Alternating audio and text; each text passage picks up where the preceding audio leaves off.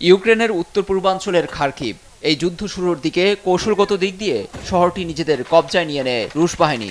পাল্টা আক্রমণের মধ্য দিয়ে ফের পুনরুদ্ধার করলেও গেল কিছুদিন ধরে খার্কিভের পরিস্থিতি খুবই নাজুক বলে স্বীকার করেছে প্রেসিডেন্ট জেলেনস্কির প্রশাসন। সেই চিত্রও উঠে এসেছে আন্তর্জাতিক সংবাদ মাধ্যমের ক্যামেরায়। সেখানকার বাসিন্দাদের যেভাবে সরিয়ে নেওয়া হচ্ছে তাতে পরিস্থিতি কতটা অবনতির দিকে তা স্পষ্ট।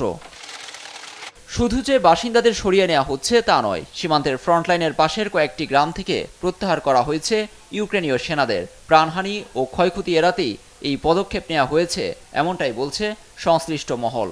ইউক্রেনে চলমান লড়াই নিয়ে রুশ বাহিনী প্রতিনিয়ত অগ্রসর হচ্ছে বলে দাবি করেছেন রুশ প্রেসিডেন্ট ভ্লাদিমির পুতিন।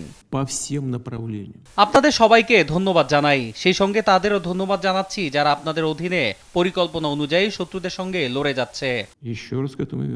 এরপরেই বৃহস্পতিবার ভোরে নির্ধারিত রাষ্ট্রীয় সফরের অংশ হিসেবে চীনের বেইজিংয়ে সফরে গেছেন প্রেসিডেন্ট পুতিন। সেখানে বিভিন্ন ইস্যুর পাশাপাশি ইউক্রেন যুদ্ধ নিয়েও চীনা প্রেসিডেন্ট শি জিনপিং এর সঙ্গে বৈঠক হয় তার। যৌথ সংবাদ সম্মেলনে পুতিন বলেছেন, ইউক্রেন সংকটের রাজনৈতিক সমাধান চায় রাশিয়া চীন। ইউক্রেন সংকটের বর্তমান বিষয়টি আমি অবশ্যই চীনা প্রেসিডেন্টকে অবহিত করব। এই সংকটে আমাদের বন্ধু রাষ্ট্র চীনের প্রেসিডেন্ট শি জিনপিং সবসময় পাশে থাকায় তার প্রতি কৃতজ্ঞতা।